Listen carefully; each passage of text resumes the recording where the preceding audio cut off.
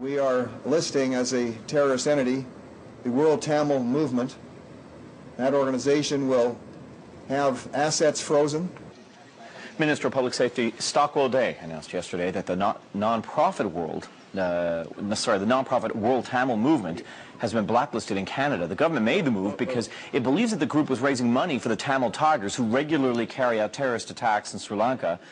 Well, will this approach limit terrorist activities? Joining me now, John Thompson, president of the Mackenzie Institute. It's a think tank that specializes in research of organized violence. Does this have an effect? It'll have an enormous effect in two different spheres. One is the World Tamil Movement. Well, it's a world movement. It's present in a lot of countries, but it does raise a lot of money, especially here in Canada, for the Tamil Tigers.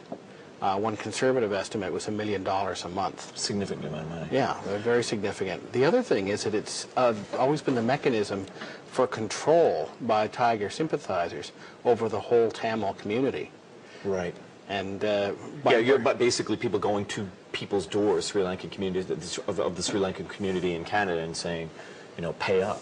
Yeah, well, just the Tamil community, they leave the Sinhalese alone. But yeah, there's the war tax system, which is coercive fundraising, you know, pay up or else. And it's been very clear that in cases of people who don't pay up, that relatives back in Sri Lanka can be menaced. Right. That's happened many times. But also just the utter control of all aspects of cultural life, immigrant settlement services, cultural events, Tamil language newspapers and radio stations. And that's been one of the reasons why Tamils have been afraid to criticize the group, because if they do, then they're cut off. They're pariahs in their own community. What changed? I mean, there's been a lot of discussion about this organization for some time. Well, yeah, there's a 25-year history of them, especially in Europe, and they've been tied with all sorts of things. But in Canada, one of the other aspects of the WTM was to woo politicians, and they were really good at it. Yeah. And so they made a lot of inroads, especially with the federal Liberals. The federal Conservatives knew enough to stay clear. So in 2006, one of the first things that Prime Minister Harper did was he banned the Tigers.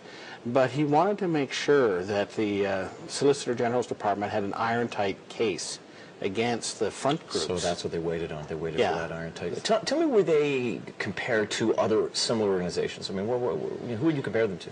Well, one of the reasons why I started studying the Tamil Tigers and the WTM in the first place was that I'd never seen a front organization for a terrorist group that was as sophisticated and as well organized. You know, there's always been sort of a relationship between a terrorist group and the front organization that handles their political side. Yeah. But never like this, never this sophisticated or this entrenched. Very interesting, John. Thank you very much for your time.